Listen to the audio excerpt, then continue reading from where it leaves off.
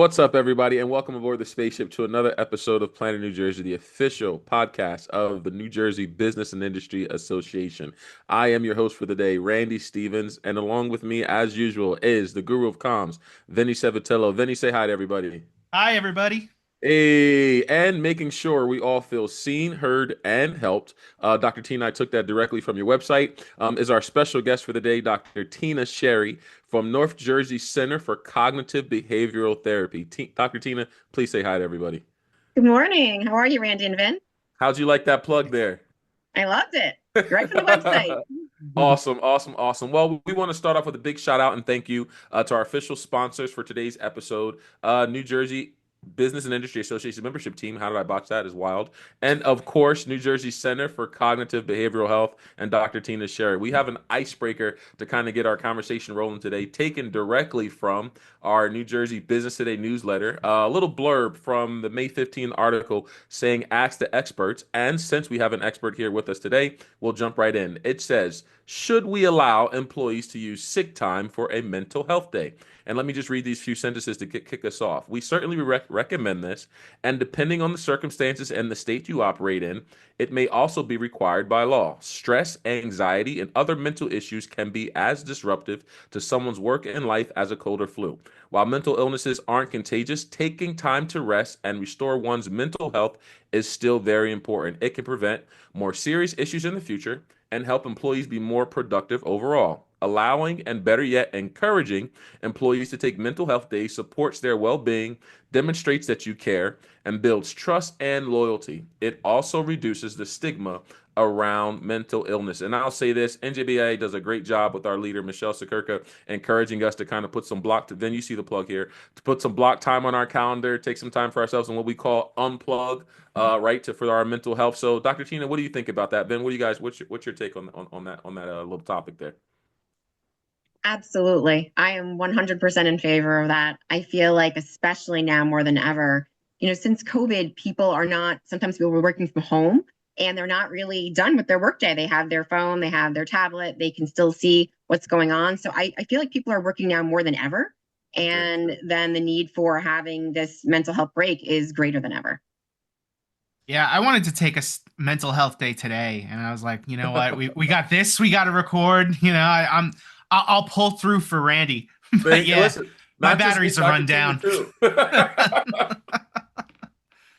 And also, modern neuroscience is really starting to influence psychotherapy and what we know.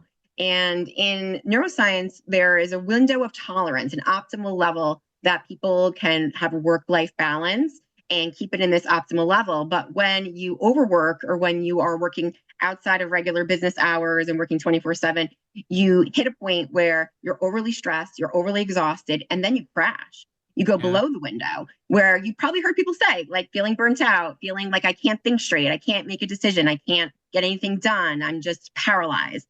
So by giving people that kind of break, they won't end up hitting that overstress point, the crash, and then really productivity would be improved. Yeah, I like 95% of the time I'm working from home. I'll go into the office or, go out to an event to film, but otherwise I'm here. And I can tell you, like, and I probably shouldn't think this way, but the bar at which I call out rose because, there was a big difference in how sick, I would be to say, like, okay, I can't get in the car and drive out the 40 minutes and, like get dressed and all of that versus like, all right, I guess, I'm not feeling so bad that I can't like, roll into my pajamas and go downstairs and, like, but I shouldn't think that way, like maybe like, instead of being like a little sick, maybe I do take that time off and, allow yourself to recharge back up. I guess it's a change in thought that I still am working with, even 5 years after the pandemic. And you're not alone. You're not alone. This is what's happening. Everybody's in the same boat, feeling like, well, I could do a little bit more. Oh, it's 5 o'clock, but I'll just answer these few more emails now. Yeah. And, 4 hours later, you're still there. And it's interesting too. You said that nowadays people are working more than ever. So as a part of the membership team for BIA, I try not to give out my cell phone unless it's like I can't find a business card, can't think of my very rare I don't even situations. have Randy's cell phone. But we'll take that offline.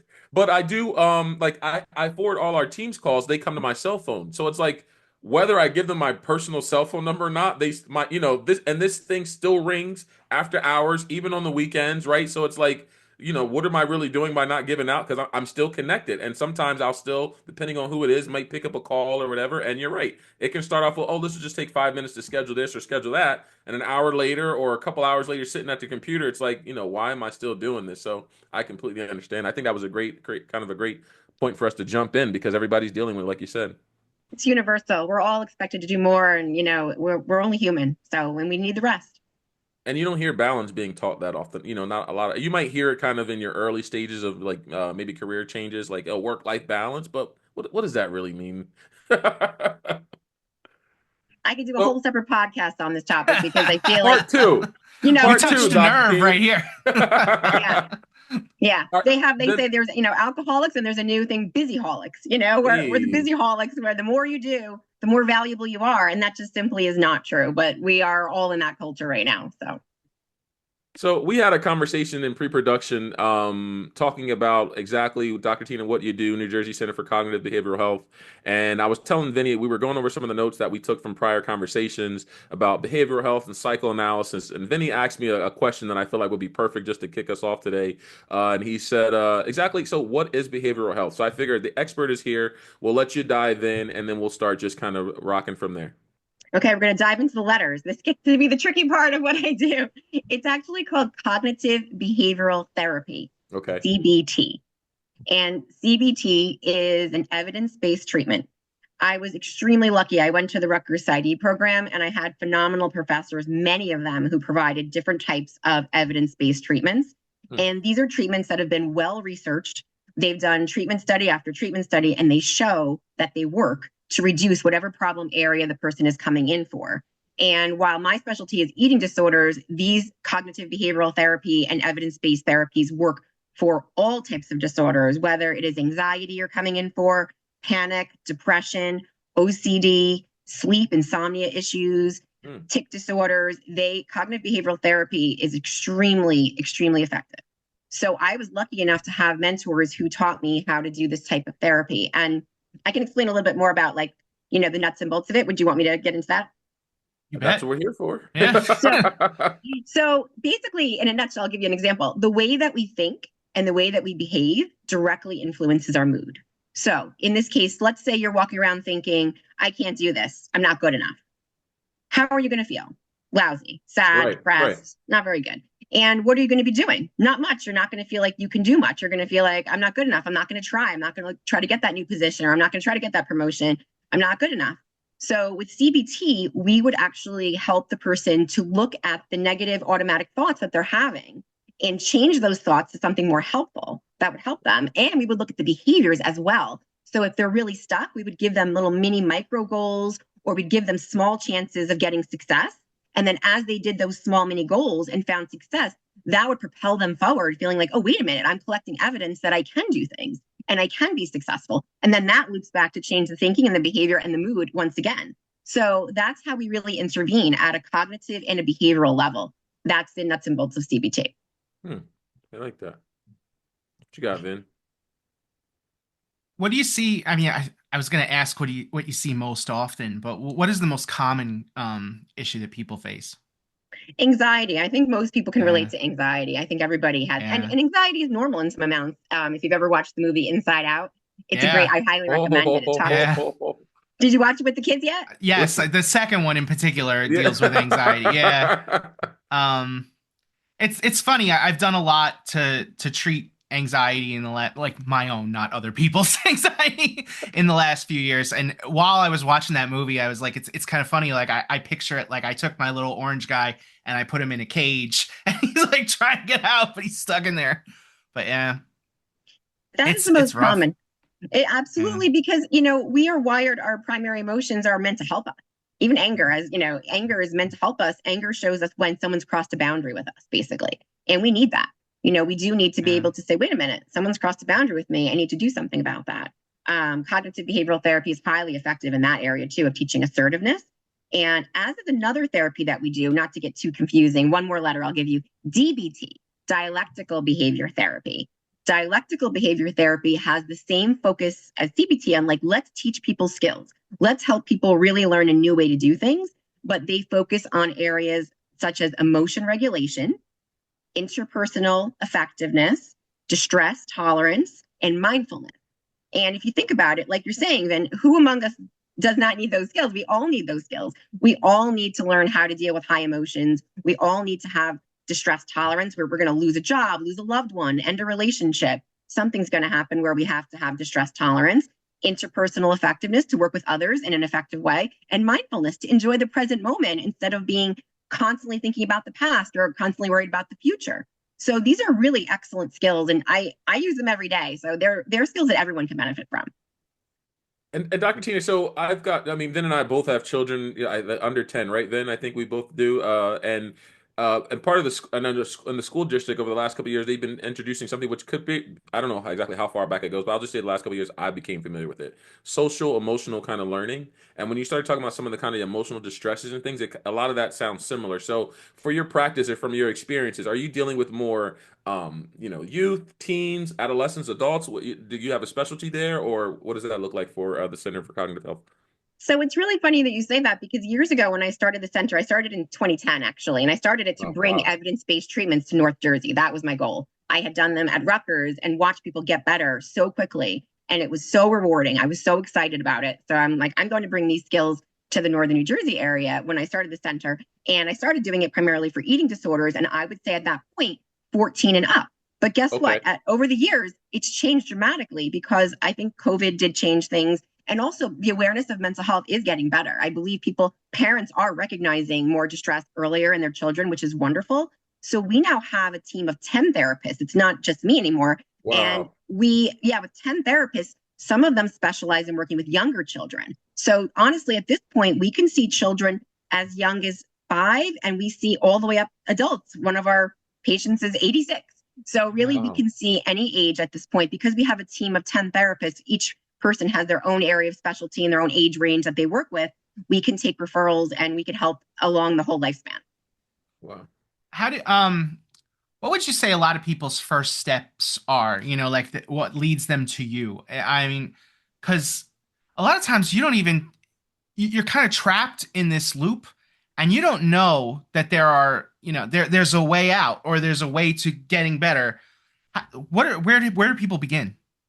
I think sometimes when hopefully they have someone in their life who they can speak with, whether it's a loved one or a family member, and that person may suggest, it might be helpful for you to talk to somebody. Yeah. That's one way that people will call us. They'll say, oh, my partner, I noticed someone at work told me that they had a therapist that really was effective. So those are ideas. Sometimes listening to a podcast like this actually can inspire people. I've listened to podcasts that were really great about explaining mental health and getting people to realize that everybody can benefit from CBT. Yeah. This is not just if you are, in dire straits in a crisis. Every person can learn skills that improve the quality of their lives. Every person can do that.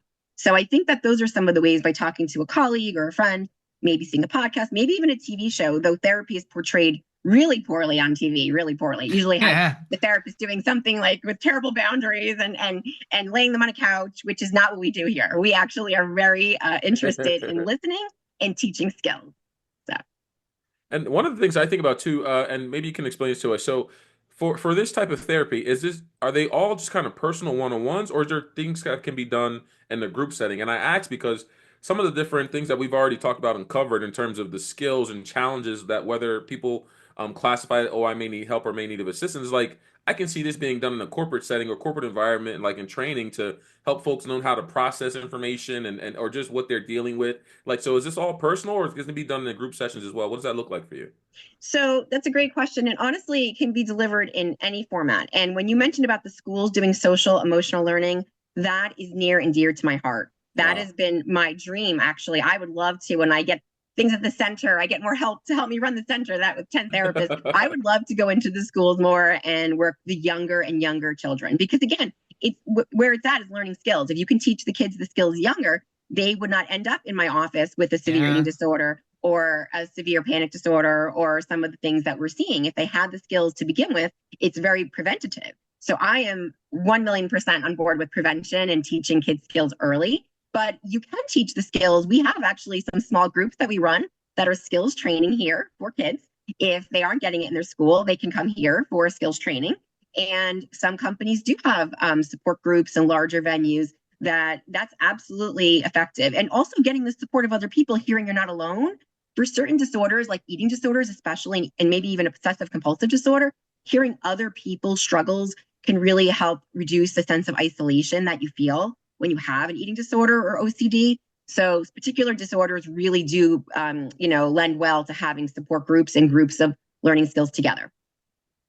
When you say having people come in, do you have, let's say, like one office? Is it a virtual thing? Like, how do people come in? So we wanted to make a really safe, nurturing environment. So we took over a house in Wyckoff. We're in Bergen County in Wyckoff, and the center is the whole house.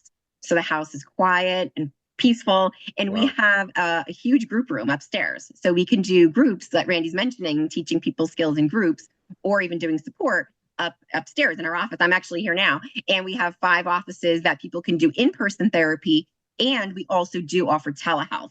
And in addition, being psychologists, we're eligible for something called CIPACT. It's basically an interjurisdictional license. So we can see patients in 42 states besides New Jersey. Wow.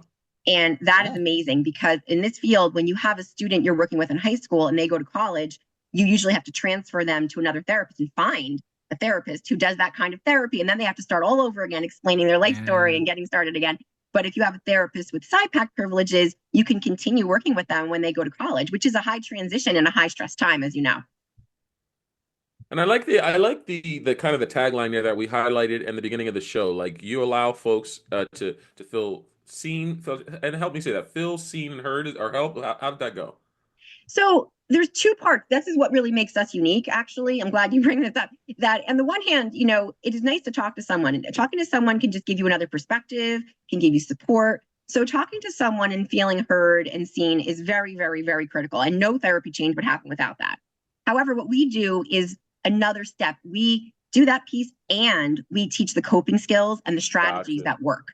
So a lot of therapists, that's where evidence-based therapy differs. There are a lot of therapists maybe who are lovely and they've done some training, but they do more a supportive kind of therapy where you can listen and just, give that person kind of a little bit of feedback that way. But we will actually teach them really detailed coping skills and really effective coping skills that they can use. Is that where the behavioral therapy, and forgive me for cutting you off, but is that where that behavioral therapy portion of it comes in? Exactly. That's the evidence-based piece. That's the coping skill piece. Because again, once they leave here, our idea is to make them their own therapists in life. So we've had people who leave here and now they have all the skills and they have the toolbox. So I've had patients write to me a decade later saying, now I'm a therapist somewhere and I've done great and I have a great family and thank you for all your help. I launched myself into the corporate world. I launched myself. Now I'm, a lawyer. It's an amazing feeling to know that you gave someone the skills that they needed to succeed in life and to live a happier and more balanced life. Yeah, it's beautiful. For real. I say that I'm blessed. I really do. I say that I'm blessed to get to do a job that I am so excited about and that I love because prior to coming here, I worked in a management training program in New York City for 2 years in the finance world. And I was making a lot more money back then. When I quit, I made half the money to work at the Mental Health Association and start my career this way, but it made all the difference. I love what I do, and I feel so lucky to get to do that. Yeah, it's great that you bring that up because I did want to ask, like, what brought you here? Like, what made you want to get into this? So, it started early. Owning a business started from my father. My father was born in Italy, and he came to this country as a teenager. And he opened up his own little produce store in downtown Patterson. And I worked in his business as a cashier. I was good at math and I was good with people. So he put me behind the register from when I was like in elementary school all the way until I went to college. So I saw what it was like to run a business. And then at college, I worked as a volunteer on a crisis hotline. And I think that's when I really got the bug, because to sit with people who were in that level of crisis and be able to really make a difference for them, that felt so meaningful to me. That felt like where I wanted to go. And then I took a little detour, as I said, into the management training program because I had college loans I had to pay off and I was really burnt out from school. So I did that. But ultimately, I knew my heart was to really do something to make an impact in people's lives. And I went back to the PsyD program. Wow. And Dr. T, let me say this too. And listen, this is no, overlooking of all the sciences and what your educational pursuit to be Dr. Tina Sherry who you are today, but it's like your energy alone is like contagious, and it's like I can see how that just I told Vinnie before the show, I said her energy is like we're gonna have no issues with this one right here. So I'm pretty sure that plays a major part in how people kind of feel, react, and just the services that are being offered. Like, do I'm going to assume every therapist doesn't have high energy. There's you think about, to your point of sitting on the couch, right? You kind of guy with glasses and and just kind of asking some deep questions to kind of provoke thought. That's not the vibe that I get from you at all, at all. Thank you. That is so nice of you to say. That's really sweet. And actually, that is my bar, that I have a passion to do this work. And so when I interview therapists to join the center, that is the bar. The bar is that they have to have that same passion. I have to feel their energy and excitement to do this. And I view it like if I would have my own family members see that person, then they're good enough to join the team. If I wouldn't trust them with my own family member, then they do not join the team. So the team that I've assembled is really exceptional, really. And people do tell that to me all the time. I get letters and emails from parents and phone calls and referrals saying, my neighbor saw you, my best friend saw you. We loved the treatment that we had. It was because we really care about the patients and we have the skills to help them change. So we have the intense desire to help them with the skills to help them and the training to help them. And if you put that together, that's a winning combination. And all of the therapists who've joined since I did have different specialties. So besides just doing eating disorders, we have on our team so many specialties that are so important, whether it's obsessive compulsive disorder, tic disorders. We have someone certified in perinatal and postpartum mood disorders for new moms. We have the DBT specialty. We have an insomnia specialist. We have so many different areas. We have autism spectrum disorder specialists. So we have a lot of areas that we can help, again, with that bar being to provide the very best customer service and satisfaction. I call patients when they leave the center and just to make sure. I ask about their experience. Did you get better? Did you have the right experience that you wanted to have? And that's how we keep improving and continue to improve. Wow. Do people need like a doctor referral to come to you, or is it just the kind of thing where I can be at home thinking, like I really need to change and just call you and come? That's another great question. In this day and age, nope. You go on the website and you put an email into me and you will be speaking to me within 24 hours. That is one area that I have not let go of. I really feel, again, this importance to help people when they're in a crisis, for them to call in. They might be upset. They might really need that little bit of push, or they might be ready finally. So I take the inquiries through the website and I return prospective patient calls within 24 hours. And I will listen to hear what they're struggling with and to see, is it anxiety? Is it depression? Is it OCD? Is it a marital issue? What's the issue? And I will make the very best match to one of our therapists who specializes in that area and who has a personality match as well. That's a key piece of the puzzle too. If there's someone, especially like a child who's really nervous to come in and needs someone with a little bit of a softer approach, I know who to assign them to. Or if someone who's coming in said, I've tried therapy 5 times, I never follow through, and they need a really firm approach, I know who to assign them to. Wow. So I have a person for every personality. We have a male therapist on the team. We have 2 orthodox therapists on the team. So we have a lot of combinations that really can make the perfect match. And I really am, over the years, getting better and better at making the match. So people are like, how are you going to know this is the right person for me? I'm like, I know, trust me, I know. Wow. Thinking about boundaries that are not boundaries, obstacles that people usually have in their way when they want to get help. I know a lot of times I've heard people say like, I could totally use the therapy. I just can't afford it. Because this is a health thing, does insurance help with that? Like, can people use that for this? That is the one area that is still such a problem, the disparities in access to mental health. It still continues. And I wish I had an answer for this problem, but we are out of network providers. And what that means is that the person would need to have some kind of out of network coverage in order to come here. We give them something called a super bill. And a super bill is basically a fancy receipt. And it has all of the because that was a scary word that you just used there. I was like, oh my gosh. we have moved beyond bill to the final boss of bills. But go ahead. Receipt sounds That's better. how I view my student loans, as a super bill. That's how Yes, exactly. Yeah, it ones like, what the heck? Again, all these letters. This is where psychotherapy is tricky to have a podcast. Is like CBT, DBT, super bill. So you get a super bill, which basically you copy and paste it to your insurance company. We send it to you in a format that's exactly ready to go. They copy and paste it, send it to their insurance company. And most of our clients are getting 80% out of network coverage. So that's common, is 80%. Some people have 60%. Some people have met 100%. It's definitely worth flipping over your card and making a phone call to ask what your out-of-network coverage is, because if you hit this point of the year, you may have hit your deductible, and then we have people covered at 100%. So in that way, they're getting really, really high-quality therapy covered at 100%. It's amazing. Yeah, for real. And you know what? You talked about your growth. So from 2010 to 2025, you guys now have like 10 therapists on board, and you guys are I think you mentioned earlier about 42 states, so like televisits and things of that nature. What is licensing, or what does that look like? Or forgive my ignorance. Is it like New Jersey, or is it like once you pass and graduate, you're good, you can work with anybody? What does that look like, Dr. Tina? It's a very long and arduous process, not to discourage anyone out there who's thinking, should I get a doctoral degree? Because that was part of my delay also, is like the overwhelm, because there are so many routes to become a therapist. You can do an LPC, an MSW, a PsyD, a PhD. Okay. There are many routes, and they're all different time frames and all different requirements. For me, I had the passion to do what I'm doing, the clinical work, seeing people in my office and helping people and answering those calls every day to get the right match and get the person to the help they need. So for me, the PsyD ended up being perfect.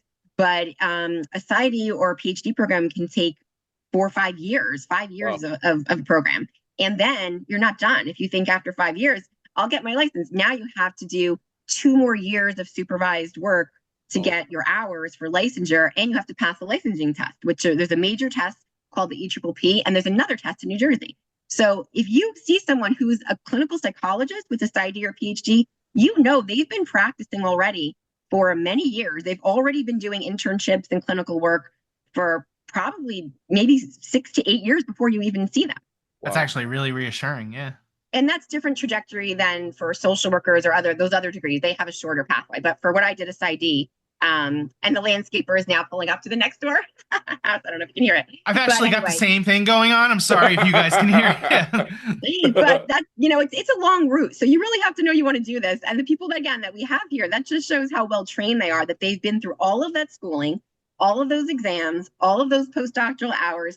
You get a license in New Jersey first. And then once you've had a New Jersey license, then you apply for the PsyPact piece. And that allows you to extend your New Jersey license to the other states. Gotcha. And the way the rule works, and a lot of families call in and parents don't know this, they'll say, oh, my child's in Pennsylvania, no big deal. I'm like, wait a second.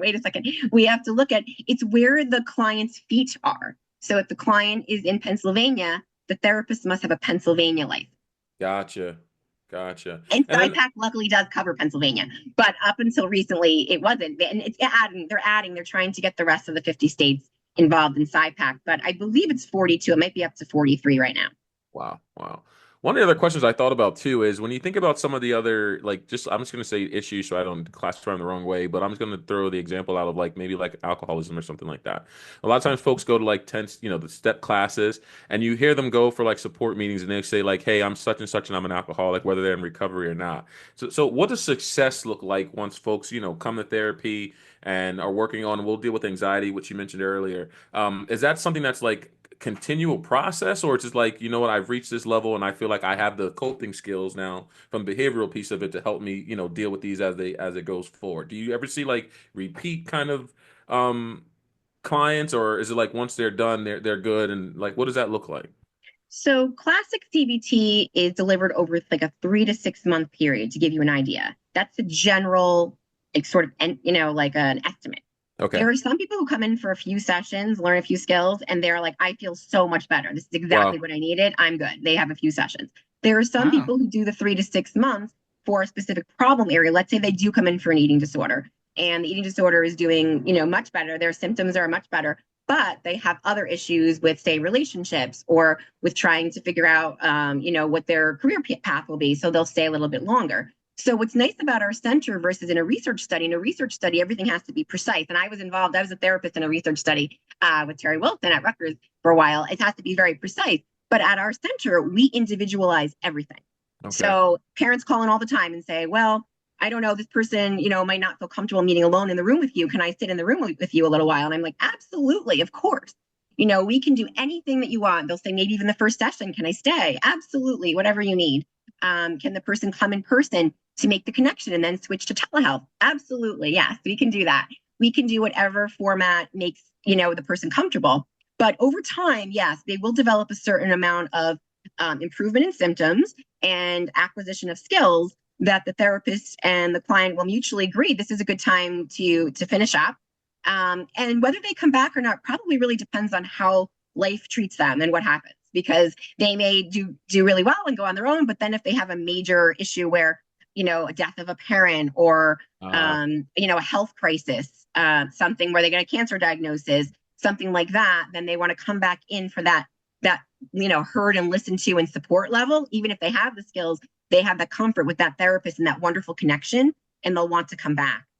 In fact, the most recent therapist on our team has a specialty in psycho-oncology, which is the psychology of helping cancer patients. So that's an area that we are growing because there is such a demand. As you probably know, many people are being diagnosed with cancer. And so we have that specialty now. And that's an area that really does lend well to having support when you're getting that kind of diagnosis. Yeah, we heard about that on a previous episode of this show. And it surprised me that it's not just the patients, but the people around the patients too Right. can have issues where, you need some help in dealing with certain things and how to approach, and yeah. That's an excellent point. The caregivers and just the loved ones, they're heavily impacted. I personally went through breast cancer a few years ago. It's on my website, so it's not a private information. But having that kind of support and having, your loved ones have support, that really helps you get through those times. So to answer your question, Randy, there's really no planned exact science to this. We get the person to come in, we assess what they need, we target what they need, we give them what they need so that they have the skills and they have that sense of I'm feeling better, I'm able to manage, I'm able to navigate on my own, I'm my own therapist. But the door is always open for them to come back, and they can come back at any point if they hit a bump in the road. With certain things like alcoholism too, you brought up, or an eating disorder, we think of those as sort of like an Achilles heel situation where the person can be better, but they have that little vulnerability, an Achilles heel situation. So in times of high stress, they could see a little bit of a bump in their symptoms come back. So then that can be a good time to come back and do a little bit of a refresher with your therapist too. Then I've got one more. I mean, honestly, I think that we haven't even touched on some of the other points and things that we could have. I think we could do this all day, but I'm going to ask one more question and see if Vin has anything else before we go into our game show here. Dr. Is it hard, like for you personally, is it hard to turn off your therapeutic switch when you're in regular like conversations with friends, family, out to dinner, or like do you start hearing people talk or see behavior like this person could use this or that person needs that? Like, is that a challenge at all? When I first started, my very first practicum was working with kids in the foster care system. Okay. And that, to be honest, was grueling. And that kept me up at night because those children and seeing what they were going through, the trauma they experienced, that was tough for me to shut that off. I was up a lot of nights. And over the years, as you practice more and more years, you do develop almost like a muscle, I guess, to be able to, turn things off and have your own present moment. And also the skills that I teach with mindfulness. And I do all the skills that I have my patients do. Every day I do a guided meditation. Every day I do some journaling. Every day I do some kind of physical exercise, whether it's walking or yoga or hiking. I spend time with loved ones. So I think having the tools myself really helped me to keep the balance. But it's a tough field. It's definitely, if anybody, not for the weak of heart, not for the weak of heart. And also with the schooling I mentioned and all the licensing, it's quite a process. I was a social worker for kids with foster care to adoption over in Philadelphia for a little while, and I mean that it was really rough. Like the days where like kids would have to go to like respite or something and have to be. It was and I didn't have the professional skills to deal with it all. So I would just come home and not complain, but kind of let it out to Chantel. Like it's hard to see, like, it's some of the challenges. So it's great that there's good people behind the scenes that can help when, folks have these kind of issues. Any other questions for you then before we go over to the game show? Sure. I got one more. So there's a lot of different, let's say avenues, paths that people can take in, treating these kinds of issues. Why should someone pick you? Like what makes your outfit unique, I think because we do specialize in these treatments that work, evidence-based treatments, we're not just sitting in a chair listening. We are really doing things that have been proven to be effective. And by the fact that I've never even put out advertisements, this is my first podcast ever, actually, and my first Hey, time. Yeah, this We're a is great exciting. show to be the first podcast, you know? Yeah. This is exciting because really the word of mouth, people get better. We treat them and they get Yeah. better, and they tell their loved ones and they refer other people. And also the doctors that we partner with, we have an excellent network. We have nutritionists who help us with eating disorder clients. We have psychiatrists for those who do need medication. We have pediatricians and adult medicine doctors who partner with, we have somebody with a chronic health condition. We take the time to have the clients sign a release of information, and we reach out to their other providers, even their school counselors, and we call them and say, hey, we have this person here and we're trying to help them with this, and can you help partner and be part of the team to help us do this? And we make a nice team for that person. So that's what really, I think we stand out in that way. A lot of therapists don't do that extra step to really make those phone calls. That takes time, it takes energy to outreach and to make that team